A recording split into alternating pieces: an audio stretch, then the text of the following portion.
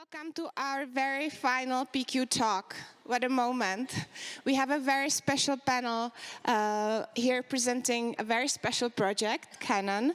So I'm very honored to introduce our last speakers. We have from the left, Chris van Getem. Next to him is Franziska Ritter. Then we have Brina Vesely, and finally Nick Hunt joining us to discuss the project of Canon. Please join me in welcoming our wonderful speakers.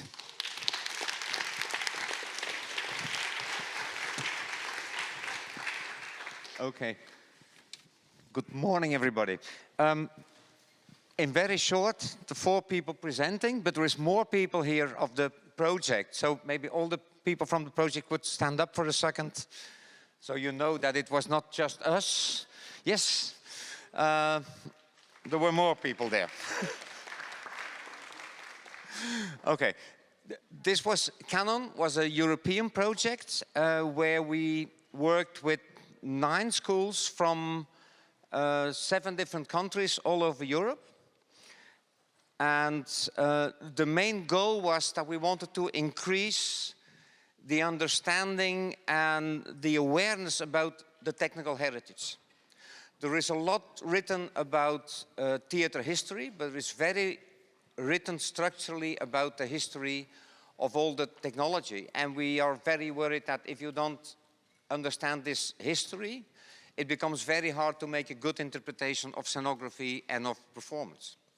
So that's one of the reasons we think it's pretty important.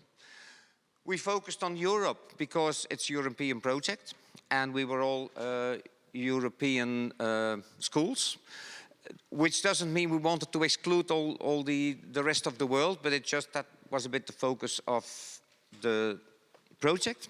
And an important thing is that we worked from different disciplines and from different countries, and we brought our perception of history together into one project. So we had architects, we had scenographers, we had technicians from all these different countries, and by bringing them together, you get a way richer view on what this history is. Okay. When we talk about technical heritage, most of the time people think heritage is something from way back ago. The picture behind me is a Revox recorder. For the older people probably knew that 20 years ago that was standard equipment in our theaters and in our schools. And I had a couple of years ago a student that said, "Isn't this picture upside down because the wheels are on the top?" So when we talk about heritage, we often talk about very recent history. Technology from 10 years ago is already very old-fashioned and almost not known anymore, and it's only going faster. So what did we do? We researched a lot. We worked together online and offline. We did a lot of offline work because we didn't have a choice, because we preferred to sit together. We did workshops with the students, we did workshops with the teachers, and we created a lot of output. And that's basically what this presentation is about. Shall I leave this to you? Thanks, Chris. And before we go into the results and details of the project, we just prepared some slides to get a glimpse into the process and how we worked. So, as you could imagine, the first 2 years of the project were totally online, digital, and remote. So we aren't allowed to travel due to pandemic, and so we developed our own tools, basically Zoom, but we invented or we invited people to do research with us on Miro, which is a really nice online collaborative platform. So students learned new tools on that way, and we started to do international research together online. So how glad we were then in 2021, started the first, to really meet in person and visit all the other partners through Europe. This is a picture from Stockholm, our first real meeting. And here you see one of those starting exercises where we brought all the students into the big hall, and they had to draw a card of Europe. But did that together without, they had to really find out their own way of collaborating in interdisciplinary and international teams to really draw the outline of Europe. So that was the start into a really wonderful phase of many different excursions and visits of theaters, of course, old ones, new ones, having teachers meetings, but as well like visiting other theaters, technical departments or archives or behind the scenes. As you could imagine, a really rich and enriching time for all of us.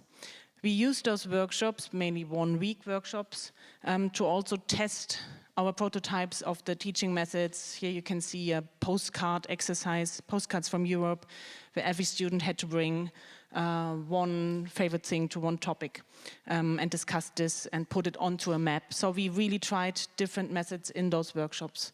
And now we want to show you what were the 5 outcomes of the project. Brie, you want to join me? So there were 5 sub-projects under the Canon headline. So the first one is the Canon stories. Bree's talk will tell you in a minute. But we went into teaching tools, into teaching methodologies, and we have a big part of timeline database platform sub-project, and the 5th one is the network. So we will quickly go through all those 5 projects now.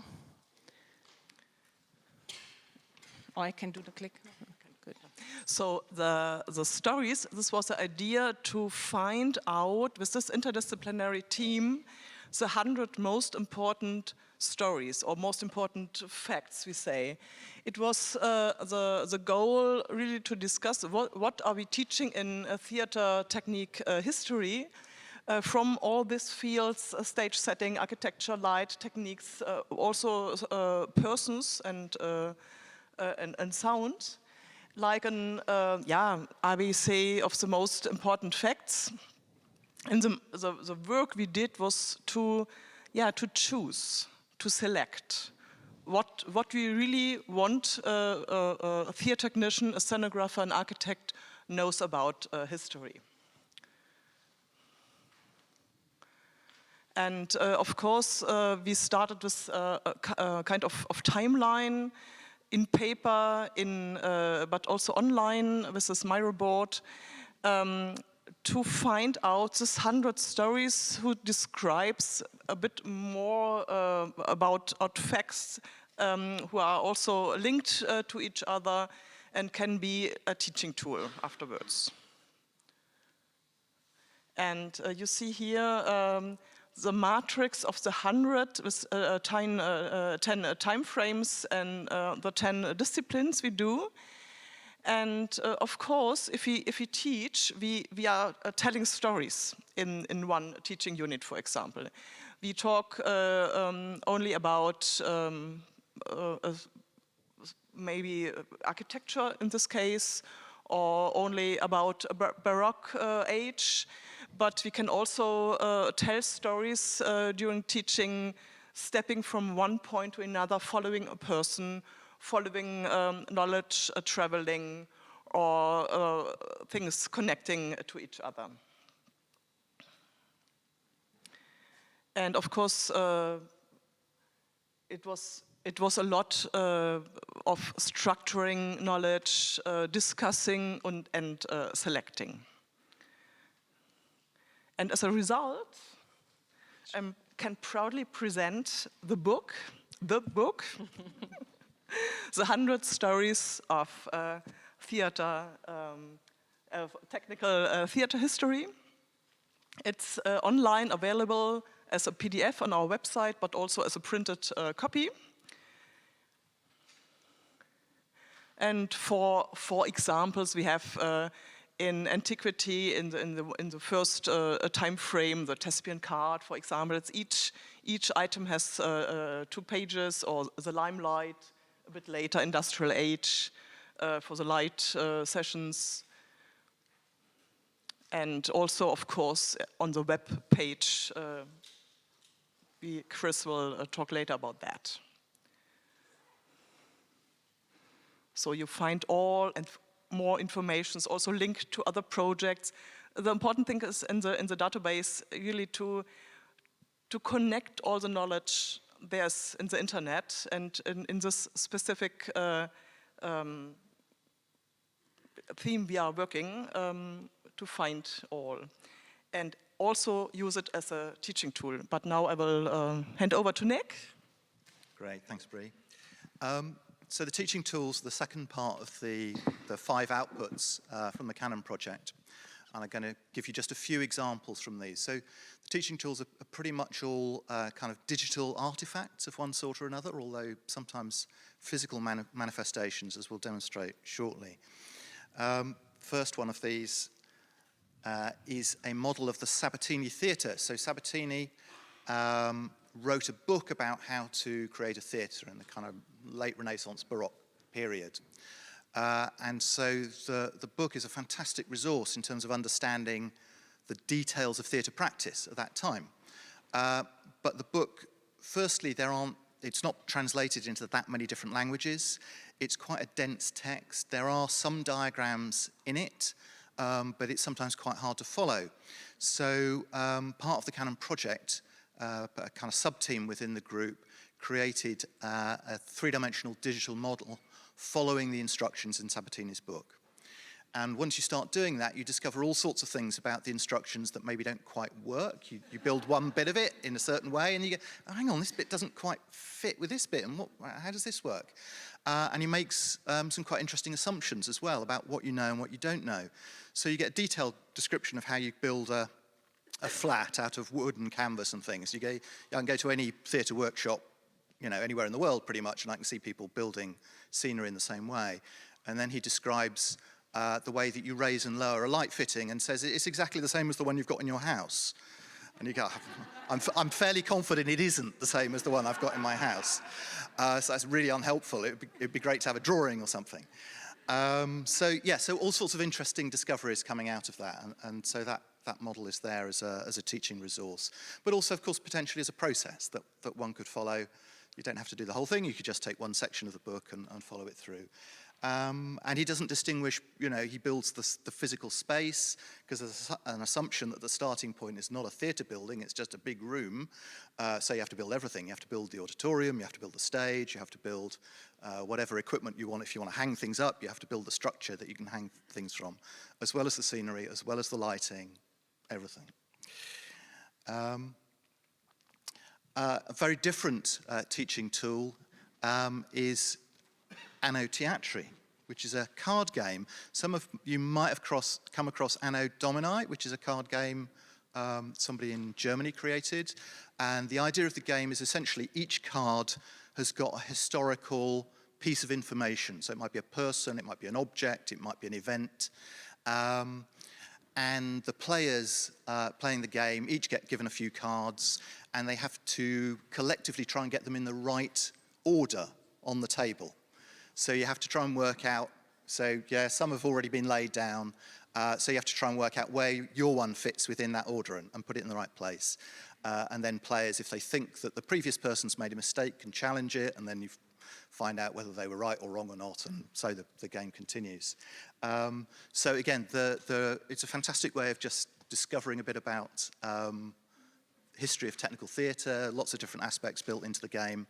And again, the game is available as a digital download, so you can print it out yourself, take it to a local print shop and get it printed. We've got an example of it here if you want to have a look later on. And yeah, sure, here's some of the students on the project who are playing with the game and helping us refine and develop the game. And as we indicate here, obviously you can eat pizza and drink beer while playing it. So we strongly recommend it as a social activity as well as a learning activity. Don't tell your head of school or whoever back at your institution. Different one again, this is the virtual Grandmaster. So Grandmaster, for those of you who, probably a majority of you don't know, was a lighting control system from kind of 1920s through to 1950s, probably the last ones in the UK, very similar to sort of technology found right across Europe and beyond.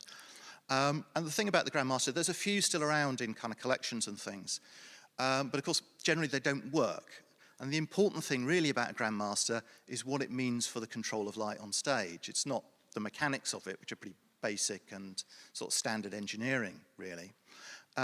So Virtual Grandmaster is a bit of software that emulates the way that a Grandmaster control system works.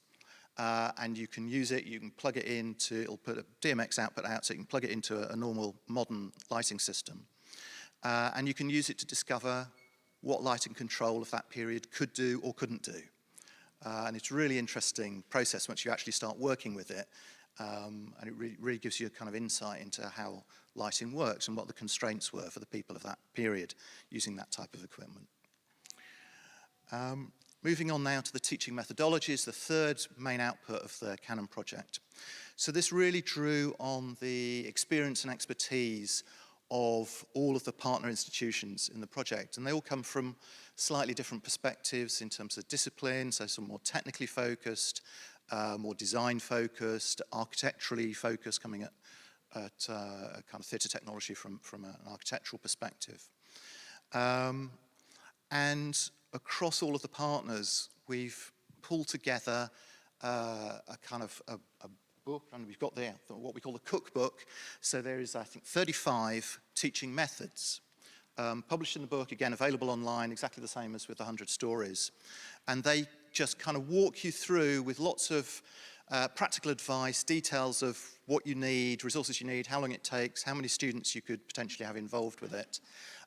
Just really as a way of sharing some of the teaching practice, and particularly trying to get away from the idea that history is a kind of dry subject that, you know, that is delivered through, you know, somebody who knows about it stands up and gives a lecture and does what I'm doing to you now, which is talking at you.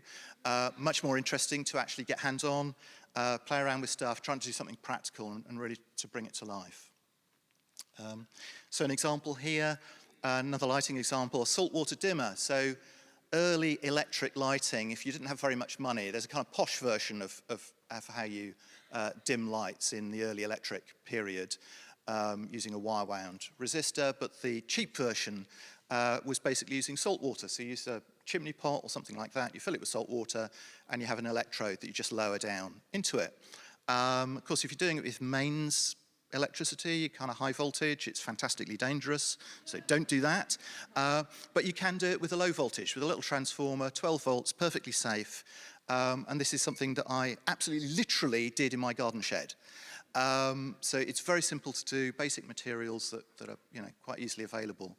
And again, by building one and seeing it work, you really get an insight into the technology, how it worked, you know, what it did, and some of the subtleties around actually trying to control it and get a nice smooth dimming fade, which is actually quite difficult with them. Another example, again from our German Berlin colleagues. This is a kit of parts, so they're just kind of cut out shapes from MDF, from wood or something, each of which is scaled and marked up as part of a theatre space. So you've got blocks that make the auditorium, blocks that makes the stage, rear stage, side stage, front of house, box office, toilets, dressing rooms, wig rooms, costume, all of the different parts are kind of modelled to scale. So the exercise for the students is to think through, what do you need? If you're going to build a theatre from a kind of technical and operational point of view, what has to be in it? And how do you want to arrange all of those different parts so they make sense? Because probably if you've got a space where you're storing the scenery that's going to be used as part of tonight's performance, you don't want that to be behind the dressing rooms, behind the construction workshops, behind the whatever. You know, you need that to be next to the stage. So it's just a way of inviting students to really think through at quite a kind of fundamental level, how do we want to design a theatre so it's actually a functional building rather than just a building that looks nice or the audiences like or whatever. And again, the resources for doing that are all available on the project website. So you can download it, print it out, stick it on, cut up some bits of wood, stick it, and you've got your own kit. The last one I want to talk about, the Disomi dialogues. Again, these were 4 dialogues that were written, again, the kind of late Renaissance Baroque period, about how to do theatre. So they were Disomi's way, through dialogues, through a performative mode of explaining his ideas about theatre. And it includes all sorts of aspects of staging a performance, including technical aspects such as lighting and so on. And so, again, within the teaching resources, there's kind of 2 approaches to this, one of which is to actually stage the dialogues yourself, which I'll come back to in a moment, and the other part of it is to create a scenography for those dialogues using the kind of stage design principles, particularly of perspective, that were kind of common at the time. So again, we've got some examples from our colleagues in Spain here of their students designing and painting, building and painting a scenography for the dialogues, and here performing them and demonstrating some of the lighting principles, obviously using modern equipment, but going through the discussion around the use of colour, about where you concentrate the light, and so on and so forth as part of that. So again, a very active, lively way of engaging with historical theatre practices, but actually an awful lot of the advice in Dasomi is completely relevant today, so it's not just a kind of historical thing. So as I say, cookbook available, print version which you have to pay for, freely available as a PDF download, and also exists, so yeah, that's an example, that's the saltwater dimmer. That's kind of the page layout that you'll be looking at. Again, there's notes in there, all of them have a kind of suggested number of maximum, minimum number of students, how long it's going to take you, what resources you need, and all the rest of it. So they're really practical guides to go through these learning and teaching processes. This is another example. This is using Svoboda's design for Romeo and Juliet, and again, exercise for students to take just a picture of that design and work through the process, both in a kind of technical and an aesthetic way of how does this design actually work? How do we take apart the work of a really key practitioner and understand that design process by kind of modelling the process of both doing the technical drawings and a visualisation, as you see here. So there we are. I am now going to hand over to Chris and some assistants, yes, who are going to talk about the timeline. Okay.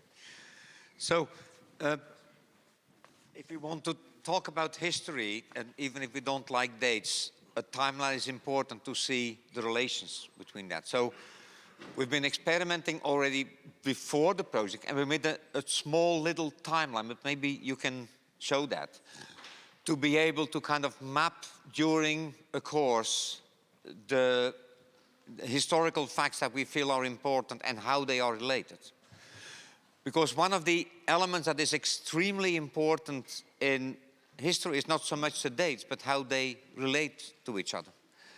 And it runs slightly out of hand, but the nice thing is if you have a big school and lots of teachers. And lots of teachers, you can really work on it from different fields. We try to do this from different courses, bringing together information on a timeline. This version is pretty nice, but pretty long. And we start from scratch, and you can really work on it and kind of organize it by different fields with some basic timelines on it. And every time again, you can create your own history. For us, very important is, if we talk about history, is visualizing information. What we see is that most of our students are very visually based, but also when we're researching, you see way more when you start to visualize things. And a timeline is one of the options to do so. On top of it, it makes people very aware of the history if you put that in the hallway of the school. They have to pass every day, so they become very aware of the history. And on this size, it's nice to work together. Everybody can put their information on, and you create a common goal. So that was the paper version. Now I'm going to step on the other side. Oh. Of history? Yeah, yes, okay, put it down. But of course, the bad thing on this is that at one moment you have to wipe it off and you have to start all over, and then everything is gone. So we started working on a digital version that would have all these properties, but a lot more, and that we could safeguard in a better way. One of the things we see is that there is a lot of collections that are at risk. And that goes from libraries that seem to disappear in universities, a lot of private collections, but even a lot of websites, because we think it's once on the internet, it stays there forever. Unfortunately, that's not true. There is some brilliant websites about historical theaters. Last update 2002 by, at that time already, Professor Emeritus. So we just know that one moment somebody will shut down the server and all the information will be gone. Often museums are not really very interested in this technical equipment, so it's very hard to keep all that alive. So we try to find a way to safeguard all this information from all these different fields. So we created an online database, which is a collaborative database, so you can work with a lot of people together, where we try to structure and especially visualize this information. And it's based on an open data structure, and it's open source.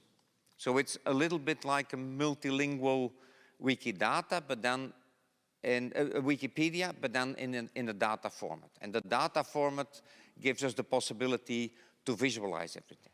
It's very hard to make a map, for example, if you only have text. But if you have GPS coordinates, it's quite easy to make a map. Let's go to a concrete example. Imagine we want to describe the history of PQ. This history is a little bit everywhere. Every country has a magazine that has written about what happened here in since the 60s. A lot of people have taken pictures, even now. A lot of people have recorded stories about that. There is information about the different displays that are in different archives. There is books written about it. But the information is extremely dispersed. Imagine we could kind of link to all this information and bring that all together. We would create a way richer history than if somebody would write it from one point of view. And that would link again to people, and it would link again to organizations. So at one moment you could say, oh, this designer was there at that year and that year. And then further on, and he also has designed this and this, and he worked together with this person that he met at this PQ. So by bringing all this information together, we get a way better image of that. So, and that's just one example, but technically you could do exactly the same thing with one person and map everything which is around him with the theater, with the performance, whatever. Okay. We worked really based on research by doing. And the way the database we have now is already the 3rd version. And it was purely experimenting, trying out how can we do this, what does make sense online, what is difficult online, how do we treat that. And we failed a lot, which is fantastic because failing is a fantastic way of learning. We experimented a lot, we tested a lot and adapted stuff. But we tried to keep a view like, okay, this is good for this project, but we also want to use it for the future. So we tried to keep kind of a little bit of a bird's eye, like how can we deal with this also how can we use this also in the long run?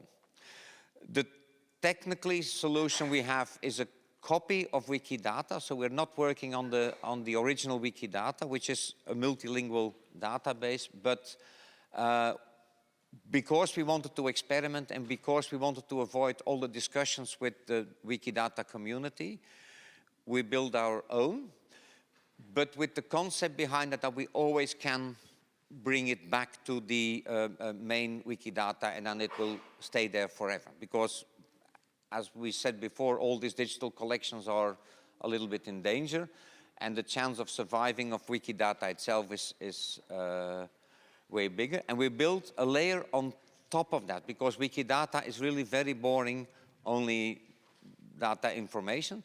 We built a layer on top where we also integrated Wikipedia pages. So we have a data structure, and in there we can also present text and images and that type of stuff. And the great thing, it's multilingual. The group that developed theater words in the past gave us a copy, and we used that as kind of a basic structure to organize all our information, which is great because that exists, I think, in 24 different languages or something like that. to get a little bit of structure, on one hand, we looked into different fields. And on the other hand, we looked into the type of information. Then you get kind of a matrix where it becomes making sense to have the information organized. And then we have some overview pages like countries or cities or whatever. One very specific issue we had is if you start documenting equipment, there is 2 levels you can do that. You can do that on the type of the equipment, like this is this spotlight from this company made from that time to that time. But we found out that a lot of people are interested in also documenting their own collection. So what we do now is we have on this overview all the different types of spotlights, and then people can link to that. So they don't have to document their own equipment again in all detail. They only have to look at the differences. And they can see who else has the same type of equipment in their collection. And in that way, we get a better view of what is happening there. As I said, pretty important are the visualizations. We made maps, we made timelines, we made tree structures, and they're self-generating. So let's say you map the theaters of a specific city, you add a new theater, it automatically gets updated in all the different visualizations, and it creates timelines. The problem is, for the theaters, for example, if you want to have a timeline of all the theaters in the world, it would be rather unreadable. So at one moment it starts to select the most important ones, but on a local level you will see the full history of all the theaters, which gives kind of interesting insights. If you look at one theater, you will see the timeline of one theater, but you will also see the underlying information, like the architect. And then you figure out, this is kind of odd, because this theater is opened before the architect was born. And in that way, it's quite good to get errors out of the whole system. Okay. Also for equipment, we can start to see when was it first used, when was it ended. That's a pretty difficult thing, because most of the sources we find is technical information, and in a strange way, nobody wants to have a date on technical information, because then if you sell it, it's old-fashioned next year. So there we try to tag magazines, because magazines are dated, of course, and we tag also the publicity, so we can kind of see when was the first time the publicity was made, and in that way we create a timeline of equipment which is rather accurate. And we can also see who was the first, because that's always the question, who invented something, who was the first. And by gathering more and more information, you sometimes see that it's somebody else that really invented it, but the person that made it commercial probably gets the most credits.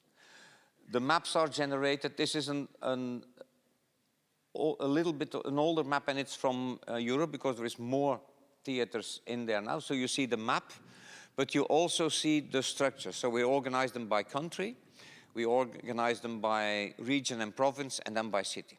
And in that way you can kind of zoom in further and further and further to the information you want to see.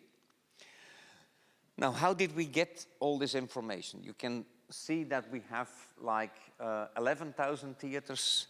The terminology came mainly from theater words, but we updated that with missing words, things we found we wanted to link to, we couldn't find, and so on. There is almost 3,000 people in there, 1,000 pieces of equipment, 100 manufacturers, and 1,600 sources. So that gives you a little bit of an idea. And this is, we think, like 1% of what we would need to know to really map the whole history. And on top of that, every day there is one day more of history, which is, well, it means that we've never finished, let's say it that way.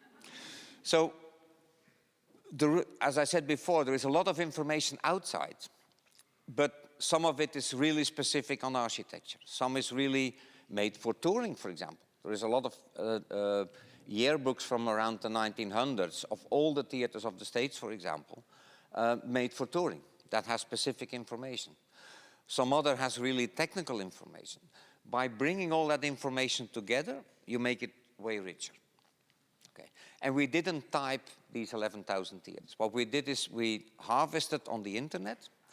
We got access to the historical theater database. We got access to the Theaters in Danger database. We got access, of course, to Wikidata because that's open data. And then we started to harvest other lists and websites. And then we merged everything together. In the next step, we started to look for books, for example, that have lists of theaters. There is a very nice book about theater fires. So we kind of scanned them, we kind of organized that in an Excel, we imported that, and we add that to the... And by doing so, you get way more information.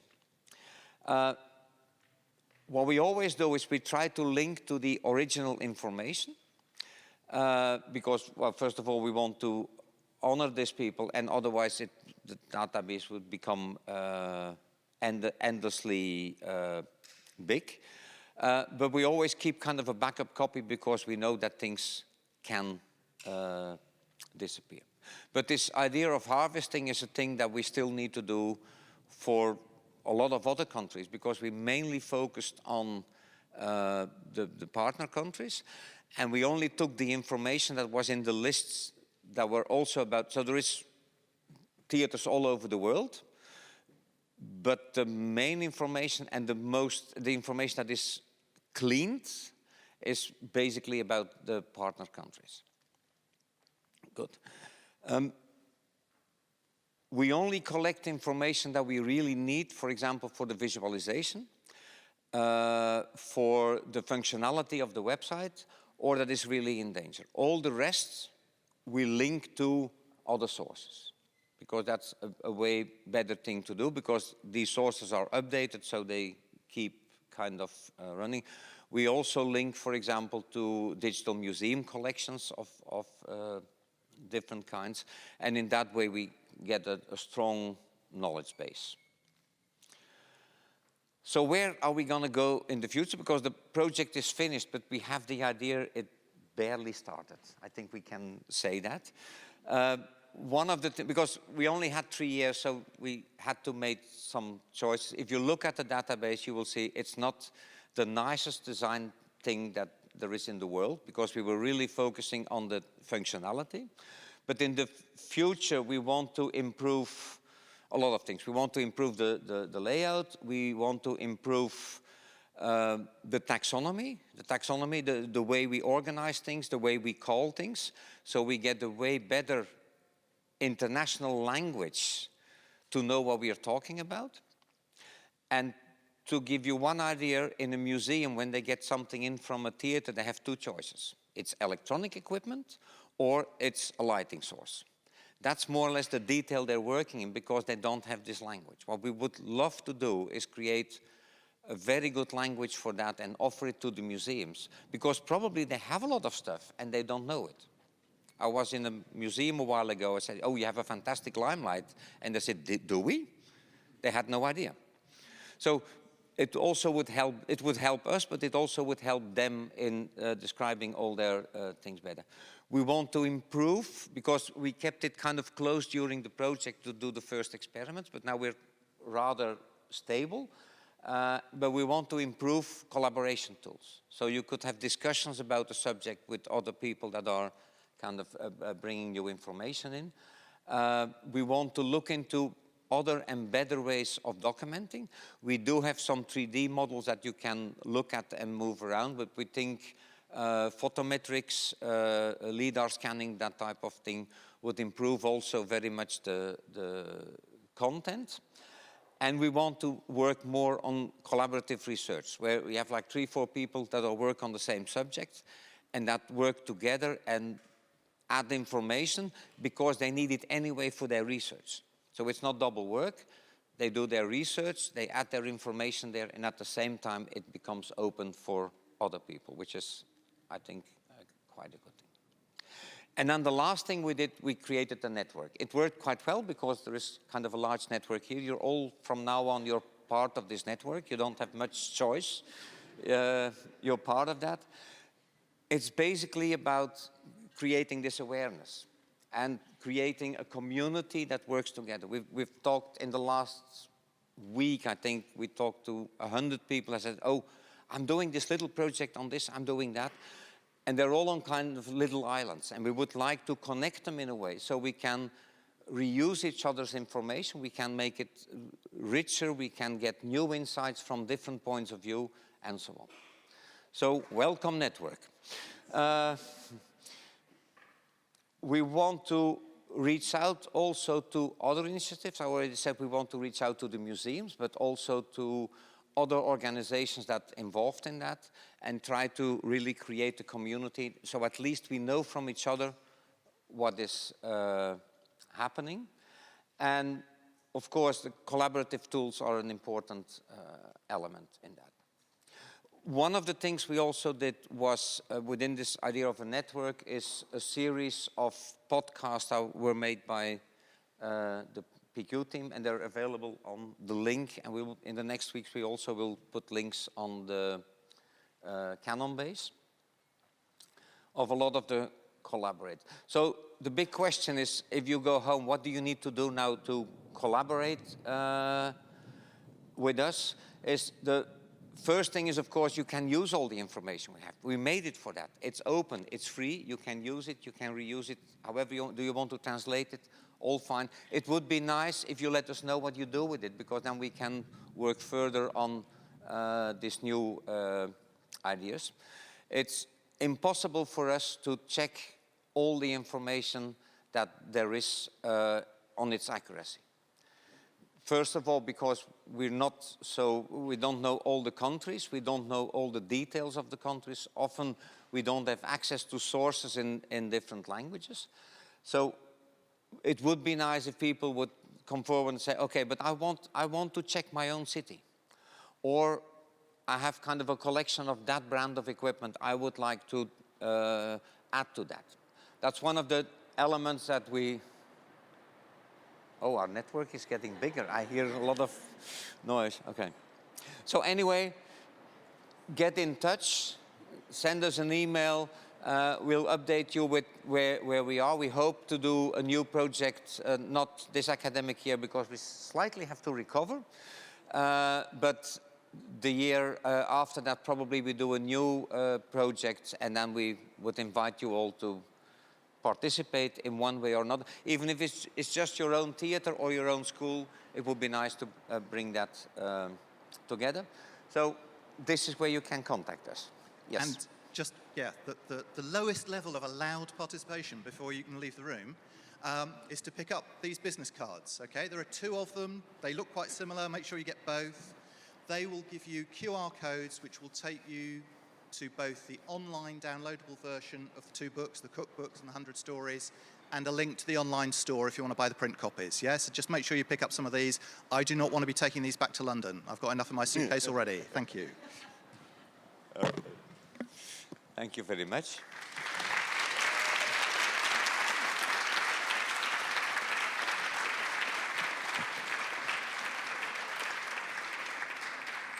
Thank you so much for this great presentation. As a theater historian myself, I'm super excited about it. It seems like so much work has gone into it, so really impressive and congratulations.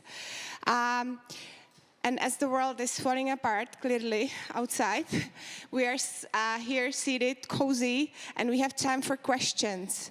So our wonderful practicants, Izzy and Joe, are ready to take those. And if you have a question, please feel free to raise your hands, and we're here. I have a question. Thank you, my name's Chris Bohr. I've written quite a lot about the history of scenography and technology. And a few years ago, I published a translation of a mid-19th century French designer. Now, within that, there is a massive amount of technical information. Information about sound effects, and I'm sure that Český Krumlov did a better reproduction of rain using peas on skins. But also things like theatre jargon, theatre terminology. The counterweights in French in the 19th century were called pain, because they looked like they're exactly shaped like a loaf of bread, for example. And the cassettes that ran across, how they were constructed, the pigments that were available for painting. Now that's in a book. How does that kind of information get into the various databases that you have? Because there is, for example, quite a lot of information about the introduction of electricity using batteries in the 1860s. That's embedded in a book. I mean, how does it, what I'm saying is, you know, who looks through who takes the information, how does it get into the various pockets of information that your database is creating? Yeah. Well, there is two things. First of all, we definitely need to add your book as a source. That's one thing. And then it comes into the list of the sources. And it will tell a little bit what's the field, what's the time period. Okay, that's the basic thing. The next thing is somebody has to read it. I love to do that. And then so because we have this large list of terminology and items, and then we start tagging, and we start to say, okay, on that page in the book, it talks about wooden machinery. And that also would mean that, so it appears on the side of the book, but it also appears on the side of the different terms. So if I look up wooden machinery, it would kind of say, okay, this book is a good source for that. And there is a magazine article about that. So the problem is, of course, we can't do all the books. So I would invite people, if they read a book, to just say, okay, this mentions on these pages these types of themes, this type of themes. The nice thing is that the next step is that you can go quite quickly to the information. And sometimes, I've one very nice discovery, which is a book about air conditioning from the 1870s, I think, which has one chapter about theater. And within this one chapter of theater, there is 3 pages about air conditioning for gas lighting. And I found that because I made a typo in a search. Because the OCR didn't do a proper job. So once it's there, you will find it back. Otherwise, you would never find it back. And it's that what we bit by bit try to do. But you understand we need a network like you to get this done in the long term.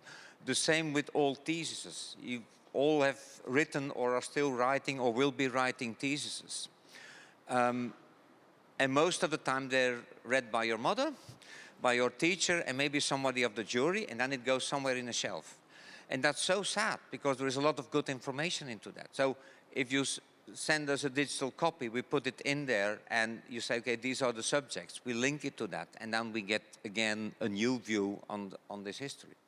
That's basically the idea, but it is a little bit of work. It would be nice if they would find something AI-like that would do that for us in the future. But then we lose the fun of reading books, so we're not going to do that. Thank you for the question. Thank you for the answer. Do we have more questions? I see a question up there. Thank you. Hi there. I was curious how is it documenting costume in this area? I see a lot of set. I see a lot of lighting. I was just curious if that was more difficult for you guys to find. Yeah. At the moment, we've not been very active in costume. What is in there is what was in theater words, and some things we found in sources. But we've not been actively documenting costumes, mainly because we've not have been actively documenting design at the moment. One of the things we're discussing now for a next project is to also have the focus on how do we document design? Because costumes you can do with pictures, but what do you do with lighting design? What do you do with sound design? So that would be kind of a new topic that is in there. But the nice thing is that we do have the infrastructure. So if you're interested in documenting, feel free to join. Okay. Feel free to join us. And then at that moment, we figure out how we can do that. And the nice thing on the software we're working with is we can very flexibly adapt things. So we don't need to go back every time to a software developer. We just can add, if you say, well, I need a list of colors and you should be able to pick a color, that's a thing we can just arrange ourselves. So we don't need to go back every time to software. So we can experiment with that, see if it works, and if it works, we can roll it out for a larger field.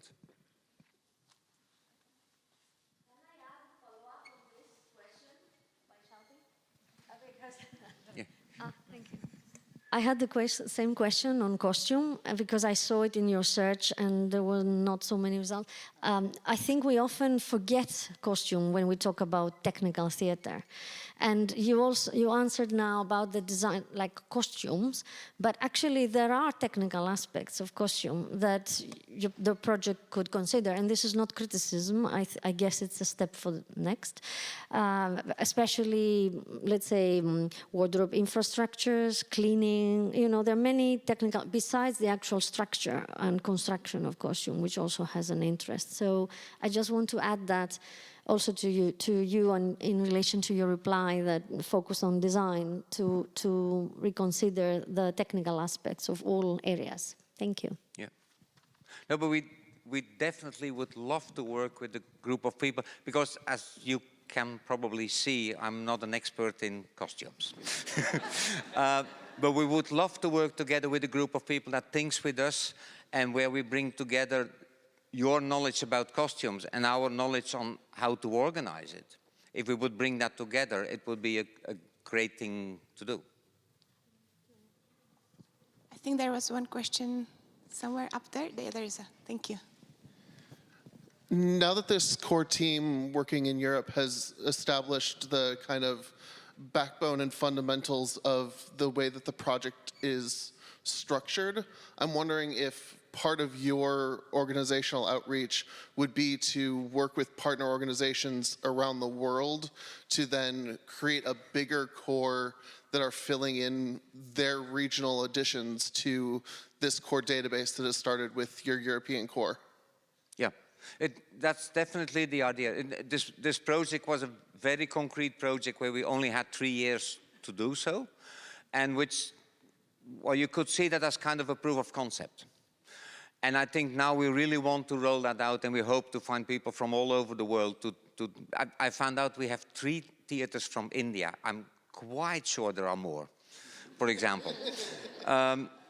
So we really would to reach out to other groups that say, okay, but I want to do this region, or I want to do this specific technology, or we want to do that. Because the whole Wikidata concept is based on a community of people working together.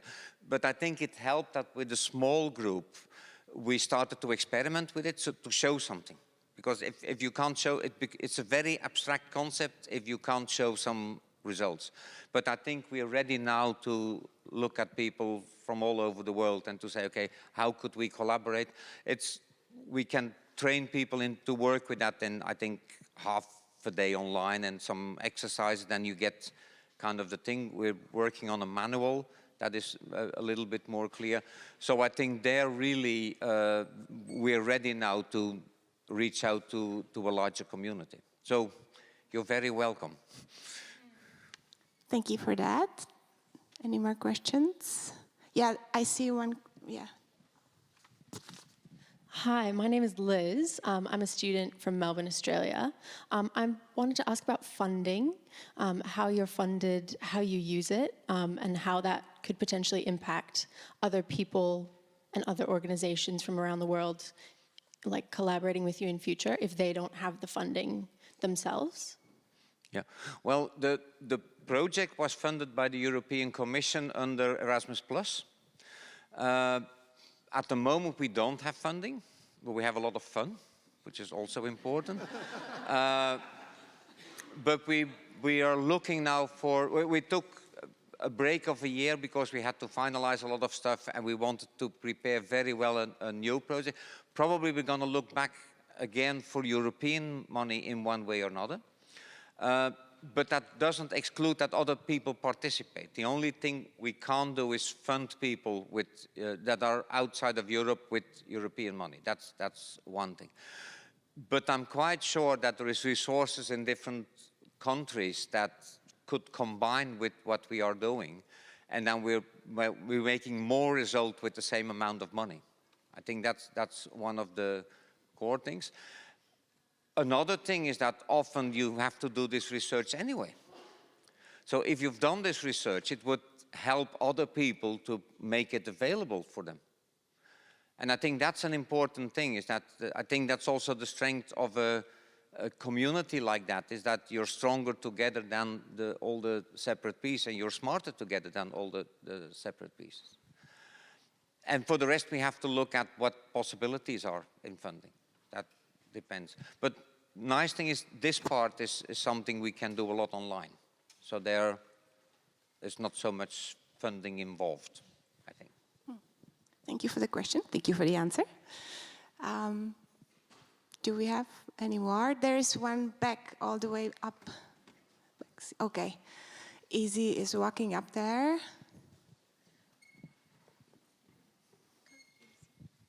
Hello, my name is Iva Matija Bitanga. I'm professor of art and also I'm teaching scenography. And it's a really great project. I congratulate you. I hope it will be more developed in the future. I have just one question. Why you name it Canon? And why you take this kind of lettering, like a typography? It made me a bit confused with the brand Canon. You know, it's just like, I was confused. And why you choose this name? Or do you have some alternative maybe, just to make it more different? I understand what Canon is, but also this very strong brand is making us under. Yeah. We realized that when we searched for a domain name. That's right. No, the word canon means, in fact, a body of common knowledge that is expected to be known by everybody that is working in that field. That's where the original, where the name comes from. The typo, well, it's a choice, and whatever type design you take, there is always links to different things. But we realized a little bit too late that effectively that it's hard to find us sometimes, because you have to go through 300 websites of different countries that sell photographic equipment. Unfortunately, they're not sponsoring us, because that would have been nice.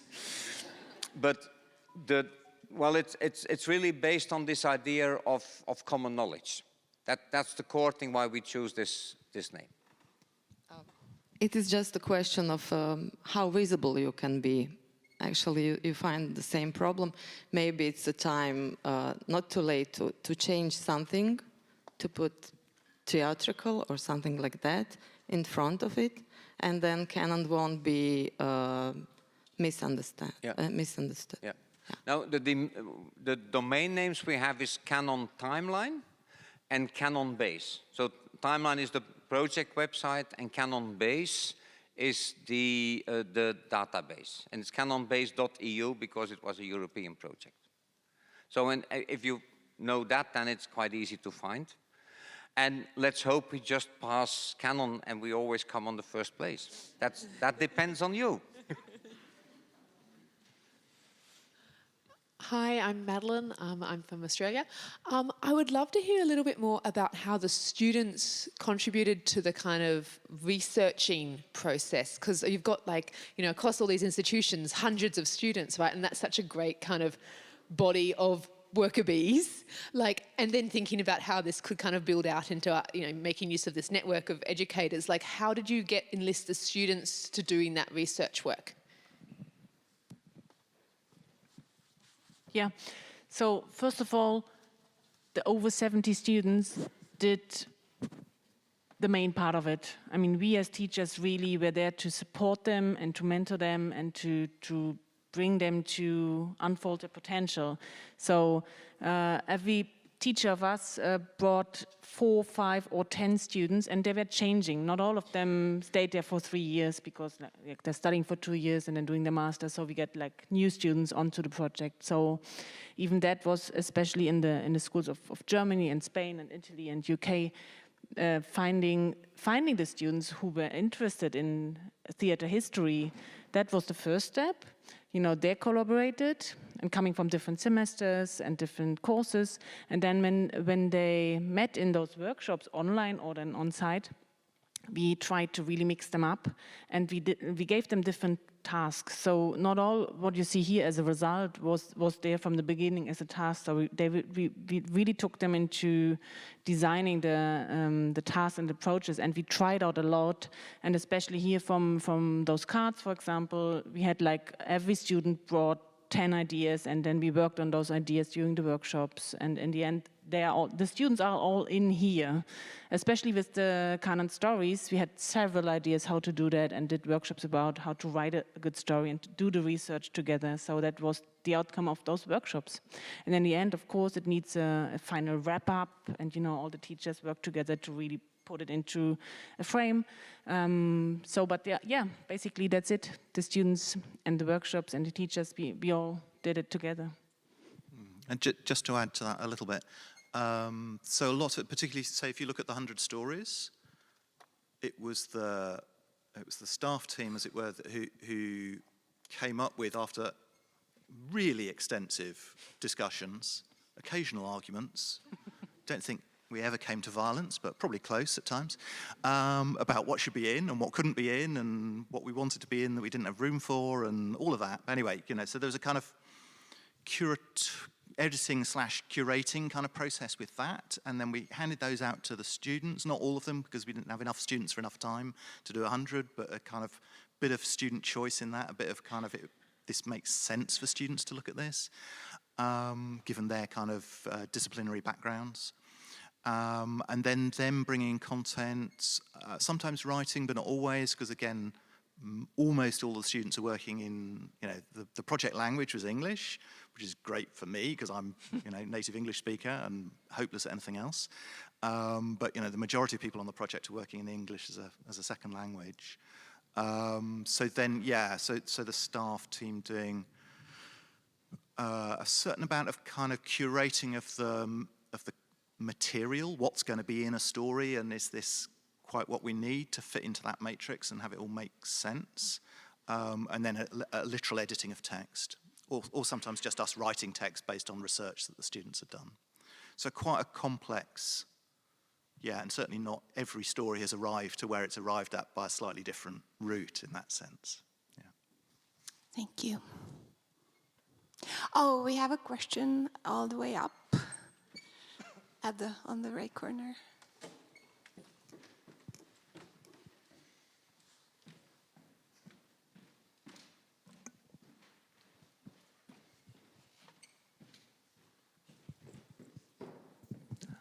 Hi, my name's Danny. I'm doing a PhD at University in Newcastle in Australia.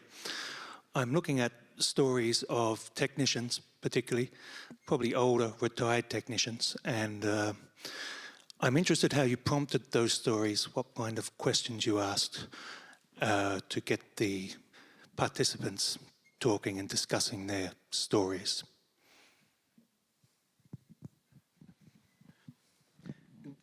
I think, well, I've done some interviews in the past with all the technicians, and the first thing is you need a technician to talk to them.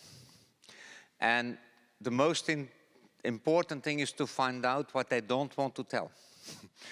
In the sense, of course, I'm always trying to start a little bit with, okay, how did you start, how you get into this, what was the type of equipment, and so on. But it's quite open, because some of them are really way more about their relationship with the artists they have been working with. Some others are end up really technical, in the sense, a lot of it is about also how do you develop yourself, what is new, how do you get into new technology, how the occupation is changing over time. So it's a very wide range. And what I mostly do, I have kind of a list of topics. I try to touch every topic, but depending on the person that is in front of me, you get complete different stories. And sometimes I have some interviews that are in a closed envelope that said, when this guy is dead, I'm allowed to open it. Because, for example, it was about a big accident, or because they didn't want to blame other people, or whatever. So we hope that's very useful information also in the future. And it's often, I think, in this type of interviews, the trick is to go from the anecdotic and then go back to kind of more a general view. I'm not sure if that's an answer to your question.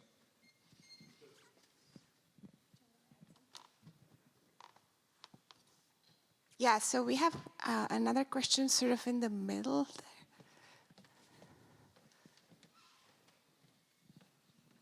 there. Hi, my name is Madalena. I'm from Portugal. And it's quite nice for me because I work with this information and I make plays and I create plays that tell the story of theaters. So thank you very much. It will be much easier for me now to find information.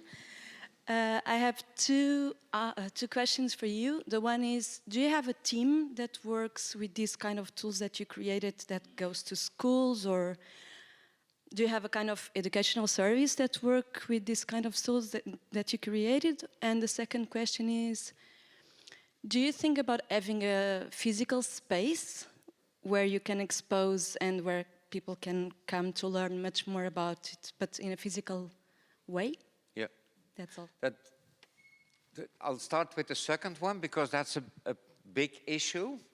Is ideally we would have a physical space in the middle of a theater neighborhood, which is basically where the ground is the most expensive in most cities. That's the first thing. Secondly, we have huge stuff in the way that the light board that Nick showed is 5 meters long, 3 meters high, weighs 750 kilo. And we have a rather limited audience, a rather limited potential audience. That's a discussion that is going around all over the world. There is all of this fantastic stuff, and we're trying to figure out how can we make that also physically available to people. I think we're growing to a consensus that a museum would be great, but it's not really realistic, but probably be more realistic to develop touring exhibitions. Because museums are very happy that you do an exhibition of a month, and they're even more happy if you take everything with you when you leave. Because that's their big problem, is they don't have space and they don't have the expertise. So I think that would be one option. If I look at my own collection, which is basically more like an orphanage, in the sense that I get phone calls like, the builders are coming next week, we have all this nice old stuff, we don't know what to do with it, and then I drive over and pick everything up. In the long run, I would like to have a warehouse where I can invite people and show them things. That's one element. On the other hand, I'm also working in my research in also making educational models of something. Like a limelight is very nice, but not always easy to work with and to show. So we're making a limelight now really for demonstration purposes. We're making an arc light for demonstration purposes, things like that. So a combination of all these things, but something that is really in the center of a city would be hard. So that's still, it's a conflict. There is so much beautiful stuff, but some of the people are 95 years old or 80 years old, and their children are very worried. And to be honest, my children are very worried. What the hell do we need to do with all this? Because it's not, it would be nice to have regional places where you could bring everything together, and where we could also shift between unique pieces important for history or things that are kept for romantic reasons, because we keep a lot of that stuff too, to be able to develop kind of a way of evaluating what a collection is. And in some cases, it's really, you find, in Leipzig, I saw for the first time in my life a rainbow projector with an arc light. I think that's the only one in the world. So that's really, but they also have stuff where I think, yes, but there is at least 20 other collections having them. So by working together with these collections, we could also kind of refine better, and we hope in the long run to have some regional centers where we can bring stuff together. Not only the stuff together, but also the collection owners together and work together with them, because then again you get a way more rich environment to work in. And now I forgot completely your first question. About the educational service. Yeah. So at the moment, because the project is finished, we're all volunteers. But there is a team growing also around us where we want to do more and more stuff. We all use it in our own practice. So I guess that this will be growing in the future, where I think we can find funding for the core of what we do, but everything which is around that will always be or voluntary or part of somebody's job in his own university. But by exchanging these ideas, I think, we make it each other also very easy, because you don't have to, and it's not like everything we make you can use directly, but at least it's an inspiration to see how you teach and work, I think. Thank you for that. I do think this is a perfect time to thank to you, our wonderful audiences, for engaging with us in conversation and asking questions, and above all, thanking our wonderful, great, brilliant speakers for presenting this exciting project. Thank you.